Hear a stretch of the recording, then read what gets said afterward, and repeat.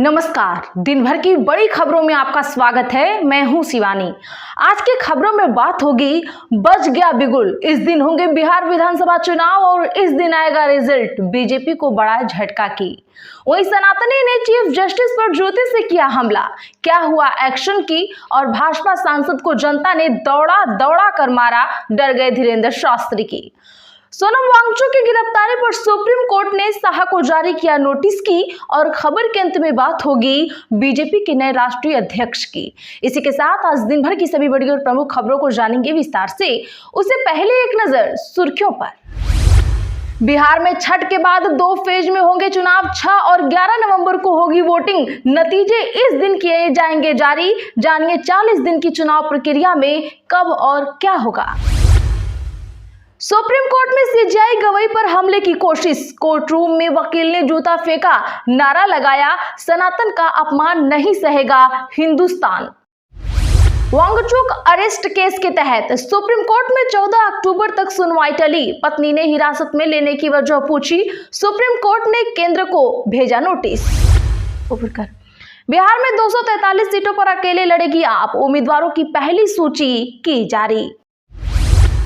जानबूझकर लाई गई है आपदा। पश्चिम बंगाल की बाढ़ के लिए किस पर भड़क गई ममता बनर्जी। शुभ शुभ बोलो, हम ही डिप्टी सीएम बनेंगे। महागठबंधन की बैठक के बाद मुकेश सहनी बोले। राजेश राम ने कहा सीटों पर सबकी सहमति बनी है। कर्नाटका में मुख्यमंत्री बदले जाने की खबरों पर गृह मंत्री की दो टूक। कहा सिद्धारमैया ही रहेंगे सीएम। बंगाल की जलपाईगुड़ी में भाजपा सांसद पर हमला, सिर फूटा। बाढ़ पीड़ितों को राहत सामग्री बांटने गए थे। भीड़ का पथराव, नारे लगाए वापस जाओ वापस जाओ। बीजेपी को यूपी चीफ से पहले मिल सकता है नया राष्ट्रीय अध्यक्ष। जानिए किसके नाम की हो रही है चर्चा। हरियाणा कांग्रेस अध्यक्ष की चंडीगढ़ में ताजपोशी। वीरेंद्र सिंह बोले मैं अध्यक्ष बनता तो कई खिलाफ होते। पूर्व सांसद से धक्का मुक्की हुई। स्वामी अभिमुक्तेश्वरानंद बोले हमें मुसलमानों के वोट नहीं चाहिए। सनातनियों की पहली पार्टी बनाएंगे। गौ माता की रक्षा को बनाएंगे चुनावी मुद्दा। बिहार चुनाव में 25 से 30 विधायकों के टिकट काटेगी बीजेपी। राजस्थान और एमपी की तर्ज पर केंद्रीय मंत्री को मैदान में उतारेगी। टिकट बंटवारे का फॉर्मूला फाइनल। न्यायाधीशों के अधिकारों का हुआ अनादर। सीजेआई पर जूता उछालने की घटना की इस्कोरा ने की निंदा। शिवसेना यूबीटी और मनसे का गठबंधन दिल और दिमाग से। राज ठाकरे के एमओवी में शामिल होने पर बोले संजय राउत। राहुल गांधी की 50% आरक्षण सीमा को हटाने की कर रहे वकालत। कोर्ट रास्ते में न आए। कांग्रेस नेता ने जानिए क्या कहा। धीरेन्द्र शास्त्री बोले दीदी के रहते मैं बंगाल नहीं जाऊंगा। दादा जब आएंगे तभी हम जाएंगे। कोलकाता में कथा रद्द होने पर कहा थैंक यू बोल देना। बिहार चुनाव में यूपी कांग्रेस के नेताओं की अहम भूमिका। गहलोत और बघेल के साथ प्रदेश अध्यक्ष अजय राय, अविनाश पांडे और अजय लल्लू को मिली जिम्मेदारी। जयपुर के एसएमएस हॉस्पिटल में लगी आग, 8 मरीज मरे। स्वास्थ्य मंत्री के खिलाफ नारेबाजी और जमकर हुआ हंगामा। पुलिस से भिड़े आरएलपी कार्यकर्ता। पंजाब में तरन तारण उपचुनाव का हुआ ऐलान। 11 नवंबर को होगी वोटिंग, 14 को होगी काउंटिंग। आप विधायक के गुजरने से ये सीट खाली हुई थी। तेजस्वी का वोटर मोदी की गोद में बैठकर चाय पी रहा और ये अहंकार में डूबे। ओवैसी का बड़ा बयान आया सामने। महाराष्ट्र में भी हुए एसआईआर। बिहार चुनाव से पहले शिवसेना नेता ने उठा दी बड़ी मांग। जानिए क्या बताई है वजह। चलिए जानते हैं अब बड़ी और प्रमुख खबरों को विस्तार से। उससे पहले वीडियो को लाइक करें। साथ ही आपसे रिक्वेस्ट है खबरों को आखिर तक जरूर देखें। और हाँ, आप ये खबर किस राज्य या शहर से देख रहे हैं हमें कमेंट बॉक्स में जरूर बताएं। बिहार में छठ के बाद 2 फेज में होंगे चुनाव। जानिए 40 दिन की चुनाव प्रक्रिया में कब कब क्या होगा। जी हां, बता दें कि बिहार की 243 विधानसभा सीटों पर 2 फेज में वोटिंग होगी। मतदान 6 और 11 नवंबर को होंगे और नतीजे 14 नवंबर को आएंगे। चुनाव आयोग ने आज कुछ ही देर पहले प्रेस कॉन्फ्रेंस कर यह जानकारी दी।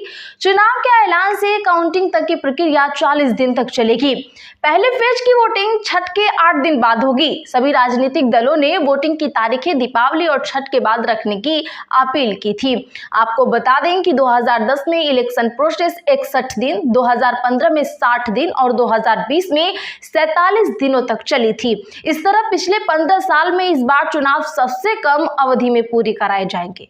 वहीं बिहार में 40 साल बाद 2 फेज में चुनाव होने जा रहे हैं। इससे पहले 1985 में चुनाव 2 फेज में हुए थे। भाजपा और आरजेडी ने 2 फेज में चुनाव कराने की मांग की थी। जेडीयू ने 1 फेज में चुनाव कराने को कहा था।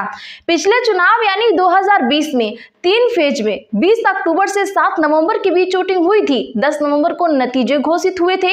वहीं इससे पहले 2015 में 5 फेज में 12 अक्टूबर से 5 नवंबर के बीच वोटिंग और 8 नवंबर को नतीजे आए थे। सुप्रीम कोर्ट में सीजेआई गवाही पर हुआ हमला, कोर्ट रूम में वकील ने जूता फेंका। सुप्रीम कोर्ट में आज एक वकील ने सीजेआई बीआर गवाही पर हमला करने की कोशिश करी। यह घटना उस समय हुई जब सीजेआई की बेंच एक मामले की सुनवाई कर रही थी। कोर्टरूम में मौजूद वकीलों के हवाले से न्यूज एजेंसी पीटीआई ने बताया कि वकील ने सीजेआई की तरफ जूता फेंका। हालांकि जूता उनकी बेंच तक नहीं पहुंच सका। सुरक्षा कर्मियों ने फौरन उसे पकड़ लिया। बाहर जाते वक्त वकील ने नारा लगाया, सनातन का अपमान नहीं सहेगा हिंदुस्तान। घटना के बाद सीजेआई ने अदालत में मौजूदा वकीलों से अपनी दलीलें जारी रखने को कहा। उन्होंने कहा कि इस सबसे परेशान होने की जरूरत नहीं है, मैं भी परेशान नहीं हूं, इन चीजों से मुझे कोई फर्क नहीं पड़ता। मीडिया रिपोर्ट्स के मुताबिक आरोपी वकील का नाम राकेश कुमार बताया जा रहा है। सुप्रीम कोर्ट बार में उसका रजिस्ट्रेशन 2011 का है। माना जा रहा है कि वकील सीजेआई गवाही की मध्य प्रदेश के खजुराहो में भगवान विष्णु की 7 फुट ऊंची सिरकटी मूर्ति की पुनर्स्थापना पर की गई टिप्पणियों से ये व्यक्ति नाराज था। सीजेआई ने 16 सितंबर को खंडित मूर्ति की बहाली की मांग वाली याचिका खारिज करते हुए कहा था, जाओ और भगवान से खुद करने को कहो। तुम कहते हो भगवान विष्णु के कट्टर भक्त हो, जाओ उनसे ही प्रार्थना करो। तो दर्शकों, एक सीजेआई के साथ ऐसी हरकत पर आप क्या टिप्पणी कर रहे हैं, कमेंट जरूर करके। वांगचुक अरेस्ट केस को लेकर सुप्रीम कोर्ट में 14 अक्टूबर तक टली सुनवाई। सुप्रीम कोर्ट ने केंद्र को भेजा नोटिस। जी हां, सुप्रीम कोर्ट में आज जोधपुर में बंद सोशल एक्टिविस्ट सोनम वांगचुक से जुड़ी हेबियस कार्पस यानी बंदी प्रत्यक्षीकरण की याचिका पर सुनवाई हुई। जस्टिस अरविंद कुमार और जस्टिस एनवी अंजारिया की बेंच ने केंद्र सरकार को नोटिस जारी करके सोनम वांगचुक की पत्नी की याचिका पर जवाब मांगा है। वांगचुक की पत्नी गीतांजलि अंगमो की याचिका में पति की एनएसए के तहत गिरफ्तारी को चुनौती दी गई थी। साथ ही उनकी तत्काल रिहाई की मांग भी की गई थी। मामले की सुनवाई अब 14 अक्टूबर तक टाल दी गई है। कोर्ट में वांगचुक के वकील कपिल सिब्बल ने दलील में कहा, वांगचुक को जिन कारणों से हिरासत में लिया गया उसकी कॉपी परिवार को नहीं सौंपी गई है। इस पर केंद्र सरकार की ओर से पेश सॉलिसिटर जनरल तुषार मेहता ने कहा, हिरासत के कारण हिरासत में लिए गए व्यक्ति को पहले ही दिए जा चुके हैं। इस कॉपी को वांगचुक की पत्नी को देने पर विचार किया जाएगा। दरअसल 24 सितंबर को लेह में हुए बवाल को भड़काने के आरोप में 26 सितंबर को राष्ट्रीय सुरक्षा अधिनियम के तहत 26 वांगचुक को पुलिस ने गिरफ्तार कर लिया था। जानबूझकर लाई गई है आपदा, पश्चिम बंगाल की बाढ़ के लिए जानिए किस पर भड़क गई ममता बनर्जी। उत्तर बंगाल में भारी बारिश, भूस्खलन और बाढ़ की त्रासदी के बीच मुख्यमंत्री ममता बनर्जी ने कहा है कि ये कोई प्राकृतिक आपदा नहीं है बल्कि मानव निर्मित संकट है। उन्होंने नदियों में बड़ी मात्रा में पानी छोड़ने और बाढ़ के लिए डीवीसी को जिम्मेदार ठहराया। ममता बनर्जी ने बाढ़ और भूस्खलन में मारे गए लोगों के परिवारों को 5 लाख रुपए का मुआवजा और होमगार्ड की नौकरी देने का ऐलान किया है। बनर्जी ने कहा, हमें जानकारी मिली है कि इस आपदा में कम से कम 23 लोग गुजर गए हैं। बता दूं कि शनिवार और रविवार को इस इलाके में 300 मिमी बारिश हुई। अधिकारियों का कहना है कि ऊंचाई वाले स्थानों पर भारी बारिश की वजह से दार्जिलिंग, कलिम्पोंग, जलपाईगुड़ी, अलीपुरद्वार और कूच बिहार में बाढ़ आई। नागराकटा और मिरिक सबसे ज्यादा भूस्खलन और बाढ़ से प्रभावित हुआ है। यहाँ बहुत सारे लोगों के घर का सामान भी बाढ़ में बह गया है। ममता बनर्जी ने आरोप लगाया कि दामोदर घाटी निगम यानी डीवीसी अपनी इच्छा अनुसार पानी छोड़ रहा है। बीजेपी को यूपी चीफ से पहले मिल सकता है नया राष्ट्रीय अध्यक्ष, जानिए किसके नाम की हो रही चर्चा। भारतीय जनता पार्टी के राष्ट्रीय अध्यक्ष को लेकर स्थिति साफ नहीं हो सकी है। वहीं उत्तर प्रदेश के पार्टी प्रमुख को लेकर भी अटकलों का दौर जारी है। कहा जा रहा है कि भाजपा यूपी से पहले अपने राष्ट्रीय अध्यक्ष का ऐलान कर सकती है। फिलहाल इस पर कोई आधिकारिक बयान सामने नहीं आया है। अटकलें ये भी है कि भाजपा बिहार विधानसभा चुनाव से पहले नया कप्तान नियुक्त कर सकती है। इकोनॉमी टाइम्स की की रिपोर्ट में सूत्रों के हवाले से बताया गया है कि राष्ट्रीय और यूपी अध्यक्ष के लिए विचार विमर्श का दौर पूरा हो गया है और आने वाले दिनों में भाजपा दिल्ली, हरियाणा, कर्नाटक और त्रिपुरा के अध्यक्षों का ऐलान कर सकती है।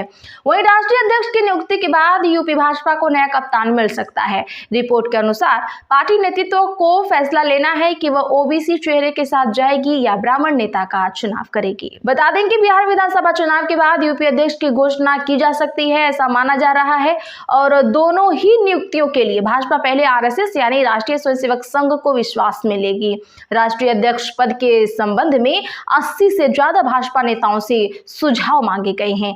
इनमें कुछ सक्रिय और कुछ दिग्गज नेता शामिल हैं। फिलहाल जगत प्रकाश नड्डा भाजपा की कमान संभाल रहे हैं। वह प्रधानमंत्री नरेंद्र मोदी सरकार में केंद्रीय मंत्री भी हैं। शिवसेना, यूबीटी और मनसे का गठबंधन दिल और दिमाग से राज ठाकरे के एमवीए में शामिल होने पर बोले संजय राउत। शिवसेना यूबीटी प्रमुख उद्धव ठाकरे और उनके चचेरे भाई और मनसे प्रमुख राज ठाकरे की आज मुलाकात हुई। दोनों नेताओं की इस मुलाकात को लेकर शिवसेना यूबीटी नेता संजय राउत ने कहा कि उनकी बातचीत राजनीतिक थी और निकाय चुनाव से पहले दोनों दलों के बीच गठबंधन दिल और दिमाग से होगा। मीडिया से बातचीत करते हुए राउत ने कहा कि ठाकरे भाइयों के बीच व्यक्तिगत और राजनीतिक संबंध मजबूत हो गए हैं और भले ही कोई उन्हें तोड़ने की बहुत कोशिश करे, लेकिन अब बातचीत बहुत आगे बढ़ गई है। उन्होंने सत्तारूढ़ भाजपा पर तंज कसते हुए कहा कि यह गठबंधन दिल और दिमाग से बनेगा। यह कोई राजनीतिक गठबंधन नहीं है, यह तन मन धन से बना गठबंधन है। मुंबई का मेयर असली भगवा रंग वाला एक मराठी होगा। इसके साथ आज की बड़ी खबरों में फिलहाल इतना ही। ऐसी ही खबरों के लिए चैनल सब्सक्राइब जरूर करें, बगल में घंटी के निशान को भी जरूर दबाएं।